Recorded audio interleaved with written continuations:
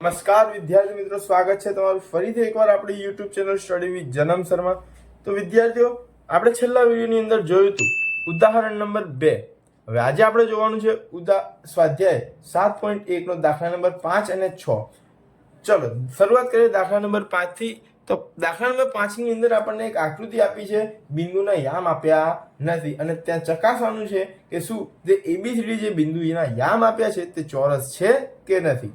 ચલો શરૂઆત ક્યાંથી કરીશું આપણે? તો સૌથી પહેલા તો એના બિંદુના યામ બનાવવા પડશે આપણે, એટલે કે આકૃતિમાંથી શોધવા પડશે. તો આપણે અહીંયા A B C અને D નામ લખી દઈએ.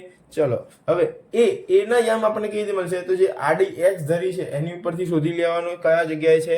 તો x 3 છે અને y 4 છે. પછી b જુઓ, તો b x કઈ જગ્યાએ છે? 6 અને y કેટલા છે? તો y 7 છે. હવે c, તો c x કેટલા છે? 9 અને y કેટલા છે? 4. અને d x 6 અને y 1. ચલો તો આપણે યામ તો હવે આવી ગયા. હવે આપણે શું કરીશું? અહીં એક કાચી આકૃતિ દોરી દઈશું કે જેથી આપણને અંદાજો આવી જાય કે કોઈ પણ એક કાચી આકૃતિ, બરાબર,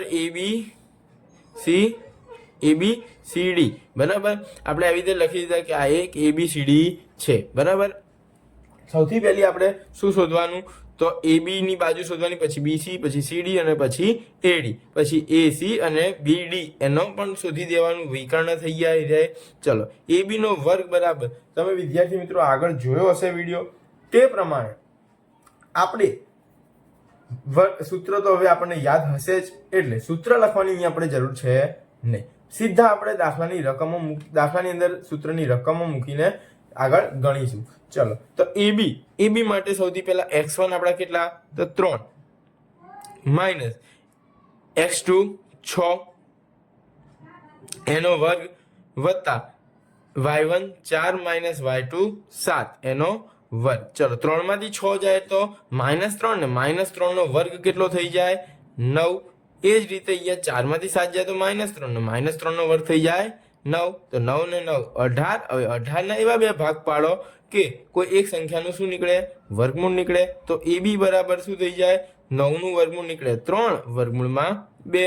ચલો હવે એવી રીતે BC નો વર્ગ બરાબર 6 માઇનસ 9 એનો વર્ગ વત્તા 7 માઇનસ 4 એનો વર્ગ. તો 6 માંથી 9 જાય તો -3 ને -3 નું વર્ગમૂળ વર્ગ 9 વત્તા 7 માંથી 4 જાય તો 3 ને 3 નું વર્ગ 9. 9 ને 9 18. ચલો હવે અહીંયા આગળ આપણે એના એવા બે ભાગ પાડવાના કે કોઈ એક સંખ્યાનું વર્ગમૂળ નીકળે. BC બરાબર શું થઈ ગયું? 9 નું વર્ગમૂળ 3 અને વર્ગમૂળની અંદર 2 વધે. અહીંયા આપણે બે બાજુઓ શું કરી દીધી? શોધી દીધી. હવે ત્રીજી બાજુ જોઈએ. તો AB શોધી, BC શોધી, હવે CD. ચલો તો CD નો વર્ગ બરાબર 9 માઇનસ 6 એનો વર્ગ વત્તા 4 માઇનસ 1 એનો વર્ગ. 9 માંથી 6 જાય તો 3, 3 નો વર્ગ 9. 4 માંથી ગયા તો 3 ને 3 નો વર્ગ 9. 9 ને 9 18. ચલો કોઈ એક સંખ્યા એવી કે જેનું વર્ગમૂળ નીકળે. તો CD બરાબર 9 નું વર્ગમૂળ 3 ગુણી વર્ગમૂળમાં 2. ચલો ચોથી બાજુ શોધી દઈએ. કઈ? AD એનો સ્ક્વેર બરાબર. ચલો AD તો 3 માઇનસ 6 એનો વર્ગ વત્તા 4 માઇનસ 1 એનો વર્ગ. જો 3 માંથી 6 જાય તો -3 અને એનો વર્ગ કેટલો? -3 નો વર્ગ થઈ જશે 9 વત્તા 4 માંથી 1 જાય 3, 9 3 નો વર્ગ 9. ફરીથી 18 આયા તો 18 એટલે 9 ગુણ્યા 2. કેમ? કોઈ એક સંખ્યા એવી હોવી જોઈએ કે જેનું વર્ગમૂળ નીકળતું હોય. ચાલો તો AD બરાબર શું જવાબ આવશે આપણો? 9 નું વર્ગમૂળ નીકળે એટલે 3 અને વર્ગમૂળમાં 2. હવે આપણે બે વિકર્ણો, તો એક વિકર્ણ આપણો થશે AC અને બીજો વિકર્ણ થશે BD. ચલો પહેલા AC નો વર્ગ બરાબર તો 3 માઇનસ 9 એનો વર્ગ વત્તા 4 માઇનસ 4 એનો વર્ગ. ચલો 3 માંથી 9 જાય તો -6 અને -6 નો વર્ગ થઈ જાય માઇનસ પ્લસ છાયું 36 વત્તા 4 માંથી 4 જાય તો 0 ને 0 નો વર્ગ 0 એટલે ના લખે તો પણ ચાલે. હવે આપણે AC બરાબર આનું વર્ગમૂળ કાઢીએ તો કેટલું થઈ જશે? 6.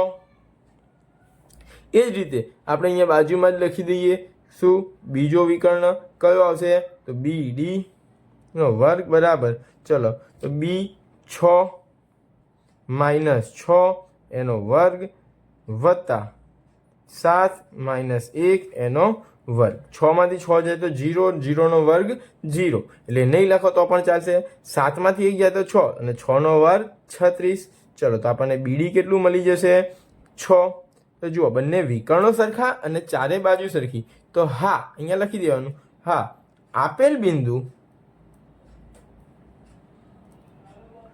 ના યામ ચોરસ ના છે બરાબર અને લખી દેવાનું માટે AB બરાબર BC બરાબર CD બરાબર DA અને માટે AC બરાબર BD આ આપણો તો દાખલા નંબર 5 એકદમ ઈઝી હવે આપણે જોઈએ કયો દાખલા નંબર 6 ચલો દાખલા નંબર 6 એનો પણ પહેલો દાખલો છે એની અંદર 3 અલગ અલગ દાખલા આપ્યા છે એની અંદર આપણે કીધું છે કે કયો ચતુષ્કોણ રચાય છે અને ચતુષ્કોણ જે રચાતો હોય એનું અહીંયા નામ લખવાનું એકદમ ઈઝી સેમ ટુ સેમ દાખલા નંબર 5 ની જેમ અહીંયા આપણને એવું કીધું હતું કે ચોરસના છે કે નહીં એ ચકાસવાનું અહીંયા આપણને કીધું નથી તો અહીંયા આપણે નામ કહેવાનું છે કે કયો ચતુષ્કોણ છે ચલો શરૂઆત કરીએ અહીંયા પણ આપણે લખી દઈએ A B C અને D ચલો એના યામ લખી દઈએ -1 -2 બી ના લખી દઈએ 1 અને 0 સી ના લખી દઈએ -1 અને 2 અને ડી ના લખી દઈએ -3 0 ચલો સેમ ટુ સેમ આ જ દાખલો કર્યો એવી જ રીતે કરવાનું છે કઈ જ ચેન્જ છે નહીં તો AB નો વર્ગ બરાબર ચલો શું કરીશું x -1 અને -1 એનો વર્ગ વત્તા -2 અને -0 એનો વર્ગ માઇનસ માઇનસ પ્લસ નિશાની મોટા પદની એટલે માઇનસની 1 ને 1 2 નો વર્ગ 4 ચલો 4 વત્તા માઇનસ માઇનસ પ્લસ નિશાની મોટા પદની એટલે માઇનસની 2 માંથી 0 જાય એટલે 2 જ વધે અને -2 નો વર્ગ થઈ જાય 4 તો 4 ને 4 થઈ ગયા 8 એટલે હવે આપણે AB કરવું હોય તો શું કરવું પડે 8 નું વર્ગમૂળ નીકાળવું પડે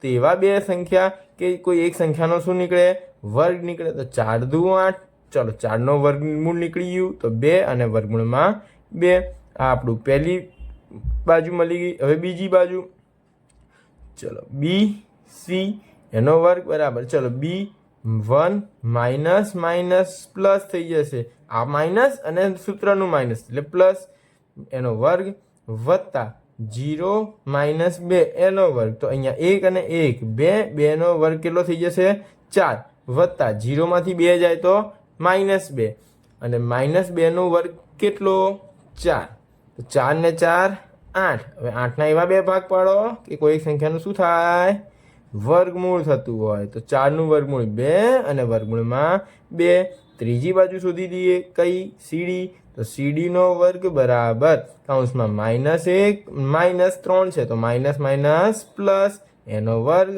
વત્તા 2 - 0 એનો વર્ગ ચલો -1 + 3 તો 3 માંથી 1 જાય તો 2 અને 2 નો વર્ગ 4 વત્તા 2 માંથી 0 જાય એટલે કશું ના ગયું તો 2 એમના એમ અને 2 નો વર્ગ કેટલો થઈ જશે 4 ચલો 4 ને 4 8 એના બે ભાગ કોઈ એક સંખ્યાનો વર્ગમૂળ નીકળે તો CD બરાબર 4 નું વર્ગમૂળ નીકળશે 2 અને વર્ગમૂળમાં 2 ચલો ચોથી બાજુ કઈ ચોથી બાજુ A અને D AD નો વર્ગ બરાબર તો -1 માઇનસ પ્લસ 3 એનો વર્ગ વત્તા -2 -0 એનો વર્ગ ચલો સેમ ઉપરની જેમ તો અહીંયા પણ આવશે 3 માંથી 1 જાય તો 2 અને 2 નો વર્ગ 4 વત્તા માઇનસ પ્લસ નિશાની મોટા પદની એટલે માઇનસની 2 નો વર્ગ 4 ચલો 4 ને 4 8 8 ના એવા બે ભાગ કોઈ એક સંખ્યાનું શું નીકળે વર્ગમૂળ નીકળી જશે 4 નું તો AD બરાબર 4 નું વર્ગમૂળ નીકળ્યું 2 અને વર્ગમૂળમાં 2 જુઓ ચારે ચાર બાજુ આપણી કેવી આવી સરખી આવી એનો મતલબ કે આ ચોરસ હોઈ શકે, પણ હજી શું તપાસવાનું બાકી છે? વિકર્ણ ચેક કરવાના બાકી છે. ચલો વિકર્ણ ચેક કરી લઈએ. તો વિકર્ણ માટે શું જોઈએ છે આપણે? વિકર્ણ માટે AC અને BD. ચલો AC નો વર્ગ બરાબર -1 માઇનસ માઇનસ પ્લસ એટલે 1 નો વર્ગ વત્તા -2 પ્લસ 2 એનો વર્ગ. ચલો માઇનસ માઇનસ અહીંયા 0 થઈ ગયું, 0 નો વર્ગ 0, અહીંયા પણ સેમ 0 નો વર્ગ 0, તો શું આવ્યો? 0. અને AC બરાબર 0 જ હોય, ચેન્જ થાય નહીં. ચલો હવે આપણે શું જોઈ લઈએ? અહીંયા માઇનસ માઇનસ પ્લસ નિશાની મોટા પદની એટલે 2 ને 2 4, -4 નો વર્ગ 16. 16 ના એવા 2, 16 નું વર્ગમૂળ શું નીકળે?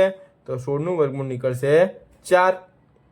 ચલો હવે BD એનો વર્ગ બરાબર તો 1 માઇનસ માઇનસ પ્લસ 3 એનો વર્ગ વત્તા 0 માઇનસ 0 એનો વર્ગ. ચલો 1 ને 3 4 અને 4 ચોકું 16. તો અહીંયા આપણે ડાયરેક્ટ 16 જ લખી દઈએ ને, વત્તા 0 તો એટલે કે 16. ચલો BD બરાબર 16 નું વર્ગમૂળ શું નીકળશે? 4. તો આપણા બંને વિકર્ણો પણ સરખાઈ ગયા, 4 બાજુ પણ સરખી ગઈ. તો આપેલ બિંદુના યામ